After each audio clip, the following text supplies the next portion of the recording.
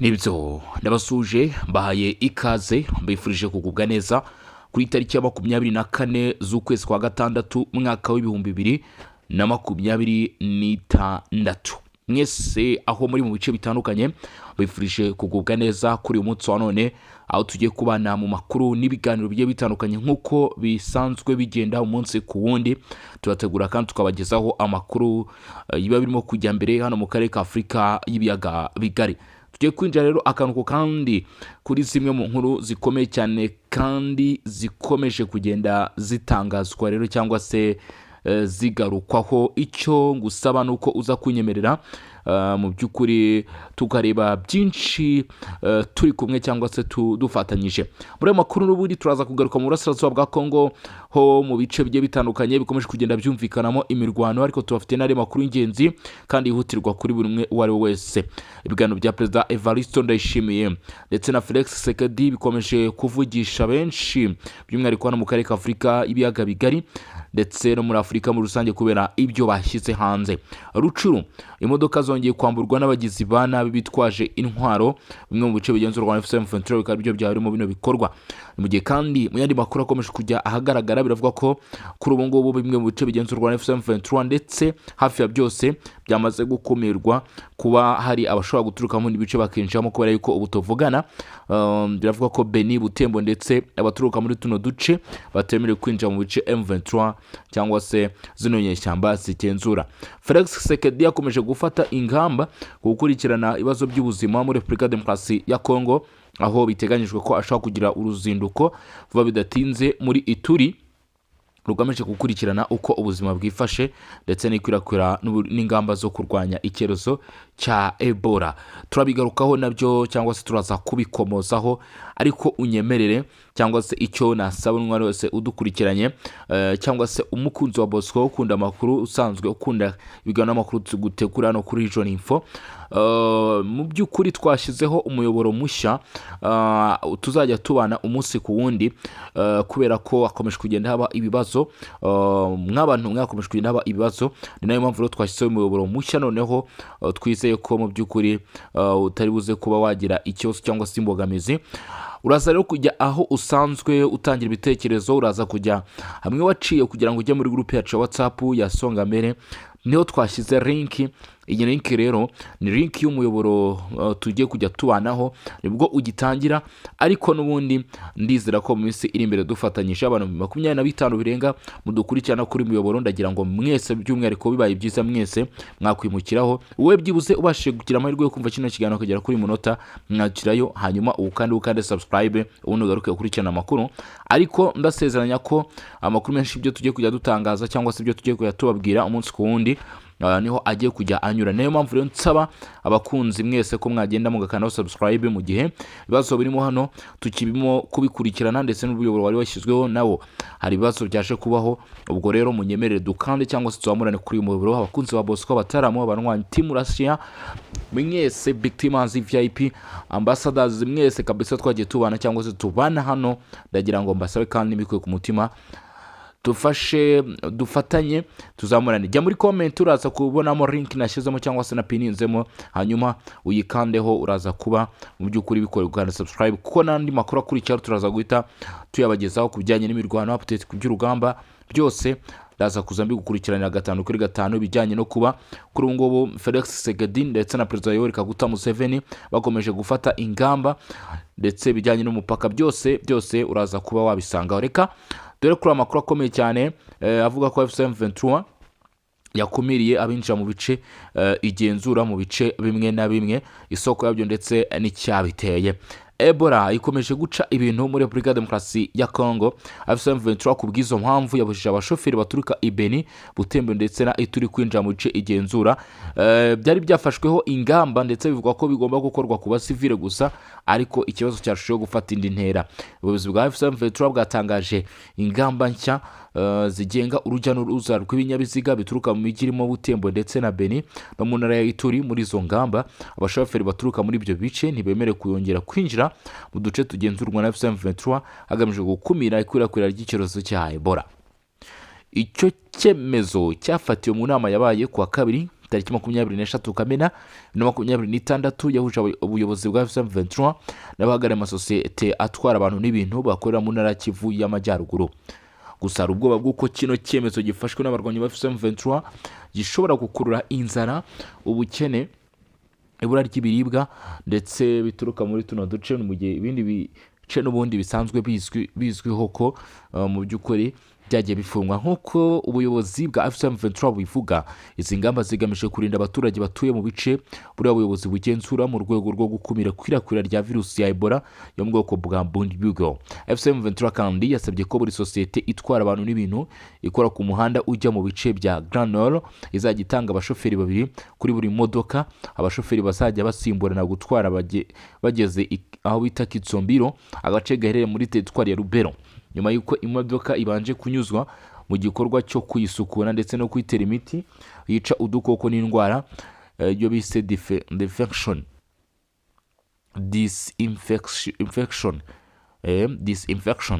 Twibutsa ko kuva ku itariki 23 Gicurasi 2026 ingendo zitwara abagenzi hagati ya Goma na Butembo zahagaritswe kugeza igihe kitazwi n'ubuyobozi bwa Kivu y'Amajyaruguru bukora munsi y'ubutegetsi bw'inyeshyamba za M23.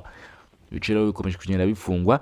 Iki cyemezo cyatangajwe ku itariki 22 Gicurasi 2026 binyuze mu itangazo ryari rigamije gukaza ingamba zo kwirinda ikwirakwira rya Ebola yo mu bwoko bushya bwihinduranyije. Muri iryo tangazo ubuyobozi bwari bwasobanuye ko imodoka zitwara abagenzi zirimo bisi na tagisi zizwi nka LE24 zitagomba gukomeza gukora ingendo hagati ya Goma na Butembo kugira ngo hagabanuke ibyago byo gukwirakwiza indwara hagati y'imijyi. Icyakora ubwikorezi bw'ibicuruzwa birimo ibiribwa n'ibindi bikenerwa n'abaturage ntibwahagaritswe. Muri izo ngendo imodoka yemerewe gutwarwamo gusa umushoferi n'umufasha we mu rwego rwo gukomeza kubahiriza amabwiriza yo kwirinda icyorezo cya Ebola gikomeje guca ibintu. Nubwo kino cyorezo cya Ebola gikomeje kubaho rero, ingendo zikaba zahagaritswe.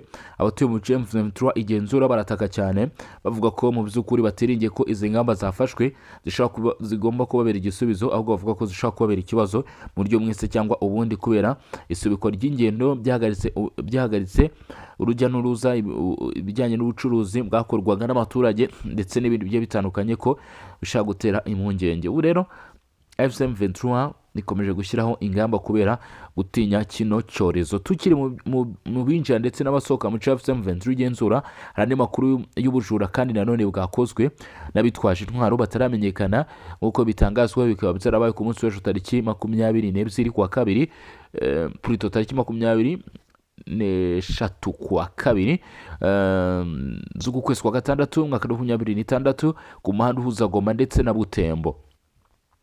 Imodoka nyinshi zatezwe mu masaha ya mbere ya saa sita hazwi nka Mayamoto rwagati muri parike ya Virunga mu karere ka Rucuru kandi mu gace kagenzurwa n'umutwe wa M23. Niyo kino gikorwa cyabereye ubwambuzi, ubusahuzi, korwa bitari byiza cyane. Amakuru aturuka mu baturage bahatuye avuga ko abagizi ba nabi basawe ibicuruzwa byose byari bitwawe n'imodoka bateze mbere guhita bacika. Nta muntu wapfuye cyangwa se ngo akomerezwe wavuzwe muri icyo gitero, ariko umutekano ukomeje kuzamba ku muhanda wa Kiwanja Kanyabayonga unyura muri parike ya Virunga. Mu minsi ishize kuri uwo muhanda hajya hagaragara ibikorwa by'ubwambuzi n'ibitero byitwaje intwaro byibasira abakoresha bikabashyira mu kaga ko gusahurwa cyangwa se gushimutwa. Tariki 31 Gicurasi 2026 umupadiri wa Diyoseze ya Goma, umugabo n'umugore bari bakiri bato ndetse n'umushoferi wabo bashimuswe n'abitwaje intwaro ubwo bari bavuye i Kanyabayonga aho bari bitabiriye ibirori by'ubukwe byabereye kuri paruwasi ya Kabasha. Abo bose nyuma barekuwe nyuma y'umunsi umwe bashimuswe, ariko bivuga ko bambuwe byose bari bafite. Uko kwiyongera kw'ibikorwa by'ubugizi bwa nabi rero bikomeje guteza impungenge zikomeye abakoresha umuhanda wa Kiwanja Kanyabayonga ufite uruhare rukomeye mu gutwara abantu n'ibicuruzwa muri aka karere. Mu mpera za Werurwe uyu mwaka abatwara imodoka bakoze imyigaragambyo bahagarika akazi mu rwego rwo kwamagana umutekano muke ukomeje kugaragara kuri uwo muhanda ndetse no gusaba inzego zibishinzwe gufata ingamba zo kurinda abaturage n'abagenzi.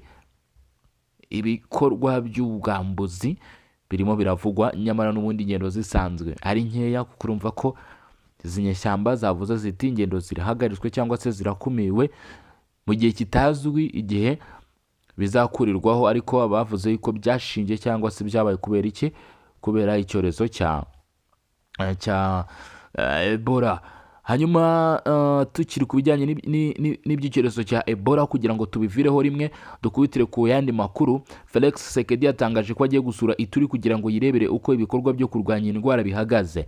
Perezida wa Repubulika ya Demokarasi ya Kongo Felix Antoine Tshisekedi yaje gutangaza ko mu minsi iri imbere bagomba rwose kwitegura ko ashobora kugira uruzinduko mu ntara y'Ituri kugira ngo yirebere aho ibikorwa byo guhangana n'icyorezo cya Ebola bigeze, ndetse anakurikirana uko ibikorwa ku rwego rw'ibanze bikorwa.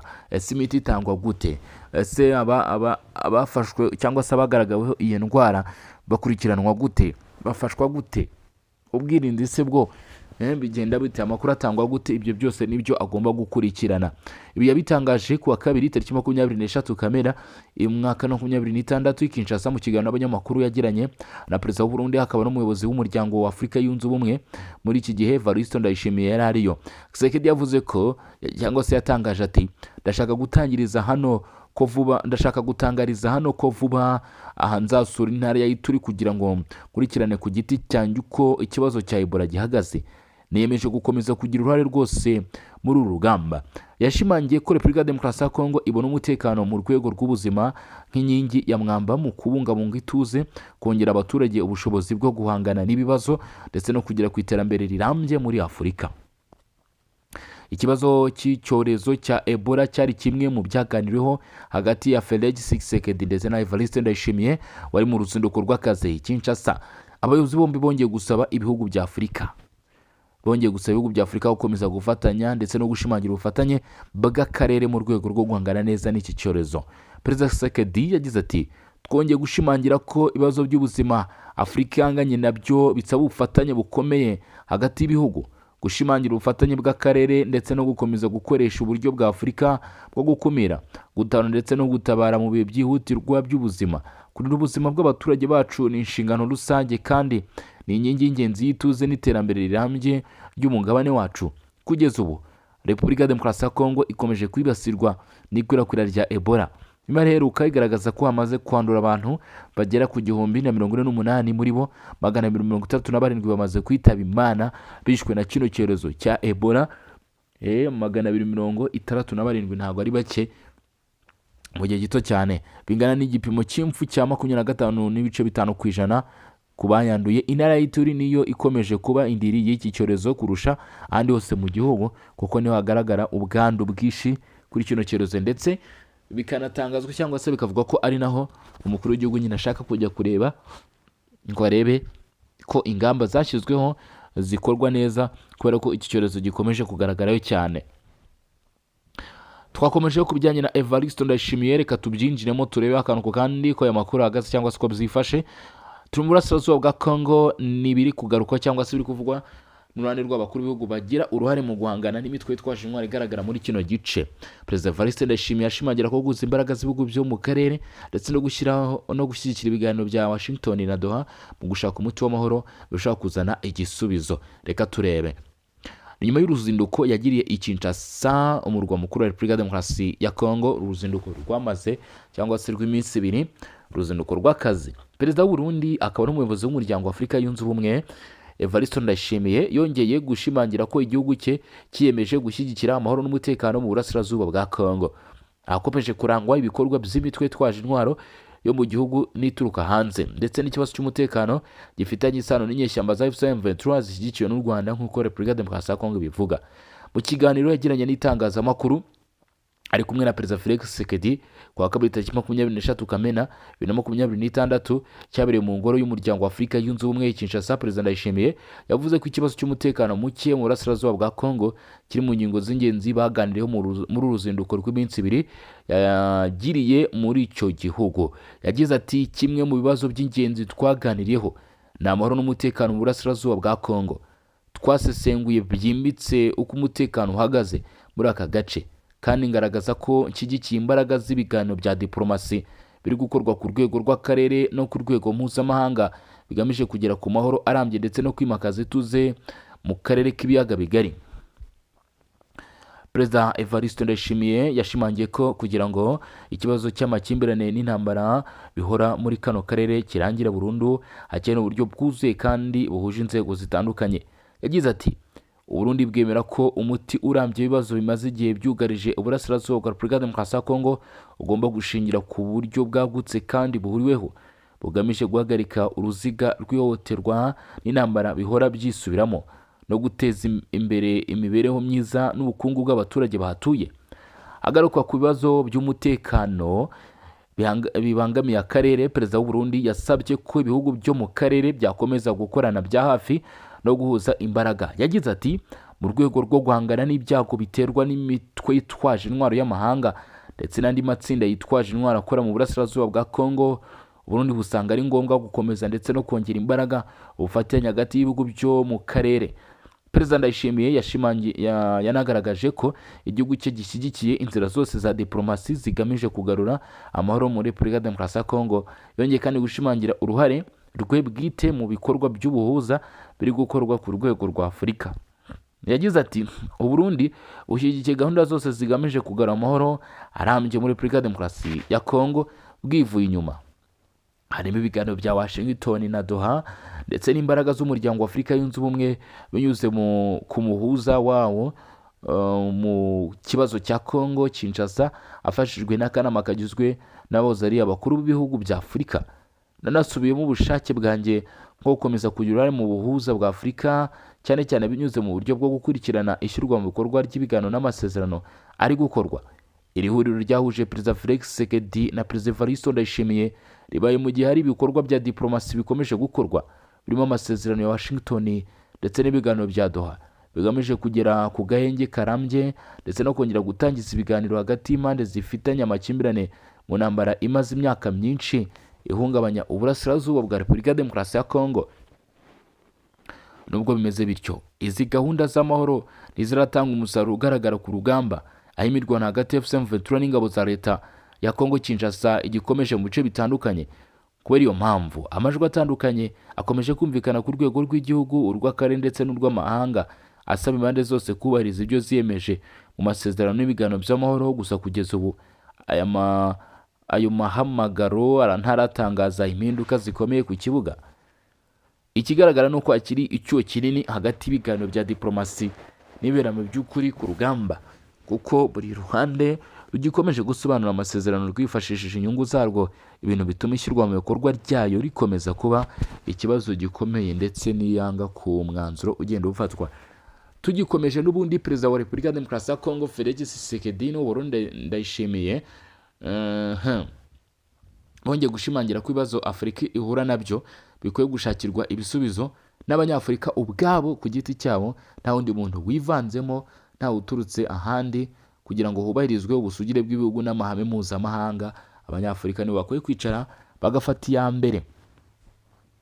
Mu ruzinduko rw'akazi, Perezida Evariste Ndayishimiye yagiriye i Kinshasa kuva ku wa mbere yagiranye ibiganiro na Perezida Tshisekedi byibanze ku mubano hagati y'ibihugu byombi, ku bibazo by'umutekano mu karere ndetse no ku byihutirwaho umuryango wa Afurika yunze ubumwe ugomba kwitaho muri manda ayoboye uyu muryango.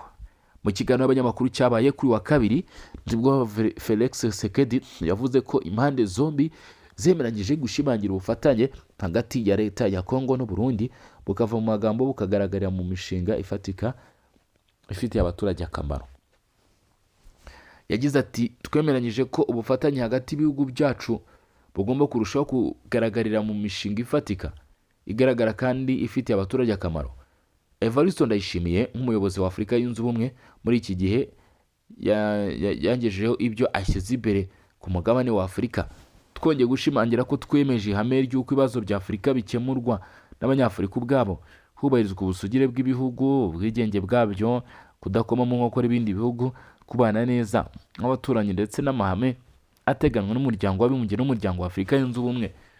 Aba bakuru b'ibihugu byombi kandi baganiriye ku kibazo cy'umutekano muke umaze igihe mu burasirazuba bwa Kongo. Perezida Tshisekedi yavuze ko igihugu cye gikopeje gushyigikira inzira zose zigamije kugera ku mahoro arambye kandi ashobora kugenzurwa. Yagize ati ku birebana n'umutekano mu burasirazuba bwa Repubulika ya Demokarasi ya Kongo, twaganiriye ku mbaraga ziri gushyirwa mu kugera mu kugarura amahoro arambye, umutekano, ituze ndetse n'ububasha bwa leta mu bice byibasiwe n'intambara. Nongeye gushimangira imbere ya Perezida Ndayishimiye ko leta ya Kongo yemeje gukomeza gushakira amahoro igihugu mu buryo burambye kandi bwizewe bw'igihe kirekire. Yakomeje avuga ko leta ya Repubulika ya Demokarasi ya Kongo ikomeje kugira uruhare mu bikorwa bya diplomasi biri gukorwa hagamijwe gukemura amakimbirane ari mu karere, by'umwihariko inzira z'ibiganiro bya Washington na Doha ndetse n'ubuhuza buyobowe n'ibihugu bya Afurika, byose bikorwa hubahirizwa ubusugire n'ubwigenge bw'igihugu ndetse n'amategeko mpuzamahanga. Perezida Tshisekedi yasoje agaragaza ko iterambere ry'igihugu ridashobora kugerwaho mu gihe ikibazo cy'umutekano mu burasirazuba bwa Kongo kitarakemuka burundu.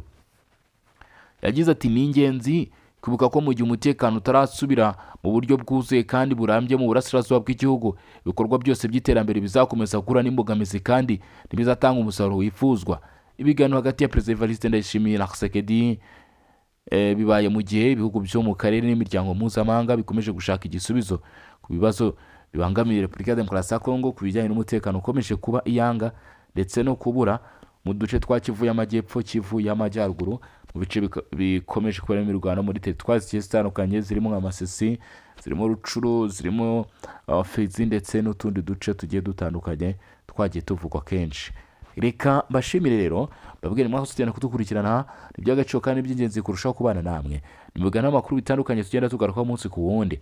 Ndongera nsubiramo nsaba abantu mudukurikirana kuza kunyarukira muri comment hatangirwa ibitekerezo, hanyuma mukareba umuyoboro twabashyiriyeho, tugiye kujya tubana cyangwa se ngira ngo dufatanye tukomeza kurikirana iby'aya makuru. Akunzi wa Bosco, kunzi wa Region Info, bataramu Victims, Tibrasha ndetse n'abandi bagiye batandukanye, twagiye tubana umunsi ku wundi. Nyamara yarukiyeho kandi subscribe ndetse mu by'ukuri tujye turushaho kugenda tubana. Hanyuma nge mwari kumwe ndi Bosco.